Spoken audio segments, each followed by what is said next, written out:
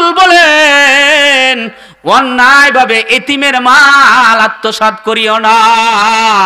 কেউ যদি অন্যায়ভাবে এতিমের মাল আত্মসাৎ করে সে যেন তার পেটের ভিতরে আগুন ঢুকাইল। সরকারে দু আলম নবী 6 নম্বর বলেন তুমি জাদু যুদ্ধের ময়দান থেকে পলায়ন করবা না। 7 নম্বর নবীজি বলেন সতী নারীকে, পবিত্র নারীকে জিনার অপবাদ দিও না। এই কবিরা গুনার দ্বারা নিজের সঞ্চয়কৃত আমল নষ্ট করিও না। 9 নম্বর হলো স্বামীর অবাধ্য স্ত্রী। যে স্বামীর অবাধ্য স্ত্রী হয়, বুখারীর বর্ণনা, মুসলিমের বর্ণনা এসেছে, আল্লাহ রাসূল সাল্লাল্লাহু আলাইহি ওয়াসাল্লাম বলেন 4-5 ধরনের ব্যক্তির নামাজ আল্লাহ তাআলা কবুল করে না। আল্লাহ তার নামাজ কবুল করে না। আল্লাহ রাব্বুল আলামিন তার নামাজগুলো কবুল করে না, গ্রহণ করে না। 1 নম্বর হলো যে নারীর প্রতি স্বামী অসন্তুষ্ট। যে নারীর প্রতি স্বামী অসন্তুষ্ট থাকে ওই নারীর নামাজ আল্লাহ তাআলা কবুল করে না। ওই নারীর যাকাত আল্লাহ তাআলা কবুল করে না। ওই নারীর রোজা আল্লাহ তাআলা কবুল করে না। ওই নারীর কোনো ইবাদত আল্লাহ তাআলার কাছে কবুল হয় না।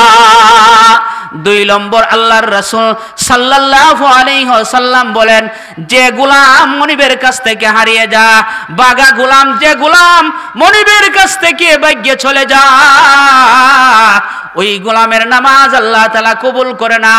3 নম্বর হলো আত্মীয়তা বিচ্ছিন্নকারী, রক্তের বদন যে ছিন্ন করে তার নামাজ আল্লাহ তাআলা কবুল করে না। 4 নম্বর হলো যে মদ পান করে তার নামাজ আল্লাহ তাআলা কবুল করে না। 5 নম্বর ওই ইমাম, যে ইমামের পিছনে নামাজ পড়তে মুসল্লিরা অসন্তুষ্ট জানায় ওই ইমামের নামাজ আল্লাহ তাআলা কবুল করে না। যদি ইমাম শরীয়তের কোনো লঙ্ঘন করে অযথা ইমামের দোষ ধরলে তো হবে না। যে ইমাম শরীয়ত কোনো লঙ্ঘন করেছে, যে ইমাম সাহেব সুদের ব্যবসা করে, আপনারা জানেন যে ইমাম সাহেব তো সুদের ব্যবসা করে, ইমাম সাহেব কথাবার্তা বেশি বেশি মিথ্যা কথা বলে, এমন শরীয়ত কোনো দোষ যদি তার মধ্যে পাওয়া যায় তাহলে এই ইমামের পিছু ওই ইমামের নামাজ আল্লাহ কবুল করে না। তো বলেন তো মুসল্লিদের নামাজ কে কবুল করবে? এই জন্য আল্লাহর পয়গম্বর বলেন যে নারীর প্রতি স্বামী অসন্তুষ্ট থাকে, রাসূল করিম সাল্লাল্লাহু আলাইহি ওয়াসাল্লাম বলেন কোন নারীকে যদি তার স্বামী আহ্বান করে ডাক দে, বিছানায় ডাক দিল, আর স্বামী যদি অস্বীকার করে আসতে, অভিযোগ করে অস্বীকার করে, আল্লাহর পয়গম্বর বলেন ওই নারীর প্রতি সারা রাত ফেরেশতারা লানত করতে থাকে। ওই নারীটা যদি ওই রাত্রে মারা যায় তো আল্লাহর তৈরি জান্নাতে প্রবেশ করবে না, সে জাহান্নামে প্রবেশ করবে। এই জন্য আল্লাহর পয়গম্বর বলেন ও নারী, যখন তোমার স্বামী তোমাকে ডাক দেয় আর এমন অবস্থা যদি তুমি রুটি পাকাও, ছোলার মধ্যে রুটি পাকাইতে থাকো, আর তোমার স্বামী তোমাকে আহ্বান করেছে, তোমার স্বামী তোমাকে ডাকতেছে, নবীজি বলে রুটি বানানি বাদ দিয়া তুমি তোমার স্বামীর ডাকে সাড়া দিয়া দাও। তুমি তোমার স্বামীর ডাকে সাড়া দাও। পয়গম্বর বলেন তোমার স্বামী যদি বাড়িতে থাকে আর তুমি যদি রোজা রাখার ইচ্ছা করো তাহলে তুমি স্বামীর অনুমতি নিয়ে রোজা রাখবা। স্বামীর অনুমতি না থাকলে, তোমার জন্য স্বামী বাড়িতে থাকলে নফল রোজা রাখা তোমার জন্য জায়েজ নাই, স্বামীর অনুমতি লাগবে। এই জন্য আল্লাহর পয়গম্বর সরকারে দু আলম নবী স্বামীকে, মহিলাদেরকে বলে ও মহিলারা, দুনিয়াতে যদি আল্লাহ তাআলা কাউকে সেজদা করার আদেশ দিত তাহলে নারী সম্প্রদায়কে বলতো তোমরা তোমাদের স্বামীর পায়ে সেজদা করো।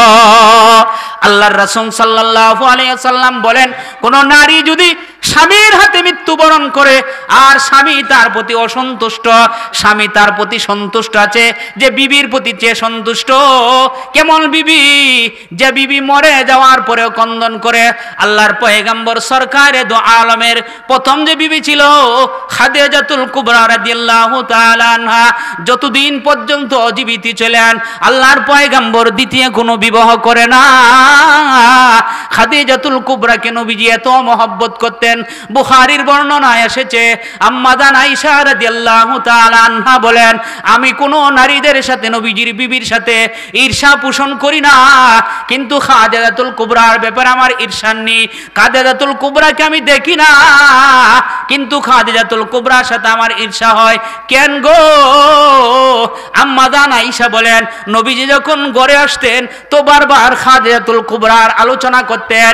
আল্লাহর রাসূল সাল্লাল্লাহু আলাইহি ওয়াসাল্লাম খাদিজাতুল কুবরার আলোচনা করতেন। আমি বলতাম, ইয়া রাসূলুল্লাহ, পৃথিবীতে মনে হয় খাদিজাতুল কুবরার মতো আর কোন নারী মনে হয় সম্ভবত ছিল না।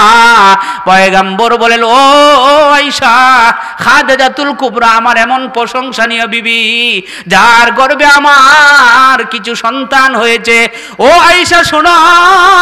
আম্মা জান আয়েশা বলে, ও দুনিয়ার মানুষ, খাদিজাতুল কুবরাকে পয়গম্বর কেমন মহব্বত করতেন, কেমন ভালোবাসতেন।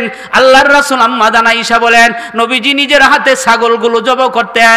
নবীজি গোশত টুকরা টুকরা করিয়া এই গোশতা পুটলা বাঁধিয়া খাদিজাতুল কুবরার বান্ধবীর বাড়িতে পাঠায় দিতেন। কেমন মহব্বতের বিবি ছিল, স্বামীর প্রতি সে কেমন মহব্বত করেছিল।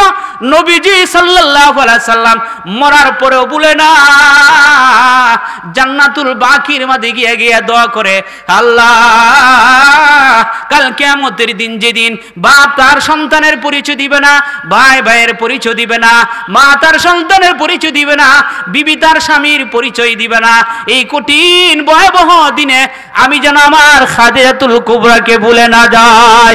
ও মা, নিজের জীবনটা যদি খাদিজাতুল কুবরার মতো সাজাইতে পারো, তুমি মরে যাওয়ার পর যদি স্বামী তোমার জন্য আক্ষেপ করে, আহারে আমার একটা নেককার বিবি ছিল, আমার একটা দিনদার বিবি ছিল, আমার একটা পরহেজগার বিবি ছিল, দুনিয়া থেকে এই বিবিটা আমার চলে গেছে। আল্লাহর রাসূল সাল্লাল্লাহু আলাইহি সাল্লাম বলেন, আদ-দুনিয়া মাতাউন ওয়া খায়রু মাতাইদ দুনিয়া আল মারাতুস সালিহা। আল্লাহর পয়গম্বর বলেন, দুনিয়াটা পুরাটাই নিয়ামত দিয়া ভরপুর, আর এই নিয়ামতের মাঝে উত্তম নিয়ামত হলো নেককার বিবি। যার ঘরে নেককার বিবি এসে গেছে, আল্লাহর রাসূল বলেন নেককার বিবির 4টে আলামত নবীজি বর্ণনা করেছেন। এই জন্য নেককার বিবি যখন দুনিয়া থেকে বিদায় হয়ে যায়, স্বামী তখন কান্দে। পয়গম্বর বলে, ও নারী, নেককার হয়ে যদি স্বামীর হাতে মরতে পারো, আর স্বামীর হাতে যদি মরে কবরে যাইতে পারো, আর তোমার স্বামী তোমার প্রতি সন্তুষ্ট ছিল, আল্লাহর রাসূল সাল্লাল্লাহু আলাইহি ওয়াসাল্লাম বলেন, ওই নারীতে আল্লাহর তৈরি জান্নাতে প্রবেশ করবে। এই জন্য মহিলাদের জন্য সন্তুষ্ট চিত্রে স্বামীকে যদি সে সন্তুষ্ট রাখতে পারে, তাহলে সমস্ত ইবাদত, যে পরিমাণ ইবাদত সে করুক, যদি সে 5 ওয়াক্ত নামাজ পড়তে পারে, রমজানের রোজাগুলো রাখতে পারে, আর পর্দা করতে পারে, আর স্বামীর ইতাআত অনুগত করে, এই স্বামীর অনুগত করিয়া যদি স্বামীকে সন্তুষ্ট রাখে, যদি কবরে যাইতে পারে, পয়গম্বর বলেন ওই নারীতে আল্লাহর তৈরি জান্নাতে প্রবেশ করবে। তাহলে ওই নারী, যে নারী স্বামীর অসন্তুষ্ট হয়ে কবরে যা, ওই নারীর সমস্ত আমল ধ্বংস, ওই নারী আল্লাহর তৈরি জান্নাতে প্রবেশ করবে না। এই জন্য 9 নম্বর হলো, যে স্ত্রীর প্রতি স্বামী অসন্তুষ্ট থাকে, ওই স্ত্রীর সমস্ত ইবাদতগুলো ধ্বংস হয়ে যায়। 10 নম্বর হচ্ছে, যে সন্তান মাতা পিতার অবাধ্য সন্তান, যে সন্তানটা মাতা পিতার অবাধ্য হয়ে যায়, এই সন্তানের কোনো ইবাদত আল্লাহ তাআলার কাছে কবুল না। যে সন্তানটা মাতা পিতার অবাধ্য হয়ে গেল, ওই সন্তানের ইবাদত আল্লাহ তাআলা কবুল করবেন না, ওই সন্তানটা জাহান্নামী হবে।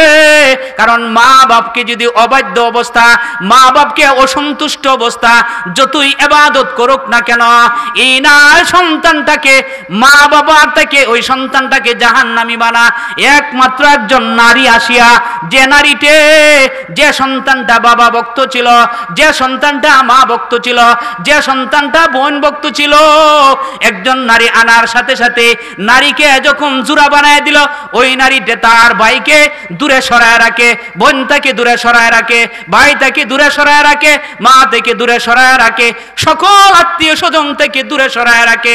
সন্তানটাও এমন হয়ে যা তার বিবির কথা উঠা বসা করে, সে জানতাছে না যে আমার মা বোন, আমার বিবি আমাকে জাহান্নামে নিতেছে, কারণ রক্তের সম্পর্ক বন্ধন আমি বিচ্ছিন্ন করে দিতেছি। ওই বিবির কথা, রক্তের সম্পর্ক, আমার বোনের সাথে আমার খারাপ আচরণ হচ্ছে, ওই বিবির কারণে আমার মার সাথে খারাপ আচরণ হচ্ছে, ওই বিবির কারণে আমার বাবার সাথে খারাপ আচরণ হচ্ছে। এই খারাপ আচরণটা তো কান ফোড়ার কারণে হইতাছে। ওরে যুবক, এই মেয়েটা নেককার বিবি না, ওইটাকে তোমাকে জাহান্নামে নেওয়ার জন্য রাস্তা ধরছে। এই যুবক জন্য সর্বদাই সতর্ক থাকতে হবে যেন আমার সঞ্চয়কৃত আমল আমার বিবির এই কান ফোড়ার দ্বারাতে নষ্ট না হয়ে যা। আমি যে ইবাদত করি, যতটুকু ইবাদত আমি করি, আমি আমার মাতা পিতার প্রতি সন্তুষ্ট থাকিয়া যদি ইবাদত অল্প করি, মা বাপ যদি তাকে দোয়া দিয়া দে, এই দোয়াটা তার কাছে অনেক মূল্যবান হয়ে যা। এই জন্য মাতা পিতার অবাধ্য সন্তান যদি হয়, এই সন্তানে এমন হয়েছে, সাহাবাদের জামানাও এমন হয়েছে। হযরতে আলকামা রাদিয়াল্লাহু তাআলা আনহু আল্লাহর নবীর একজন প্রিয় সাহাবী ছিলেন, বড় মহব্বতের একজন সাহাবী ছিলেন।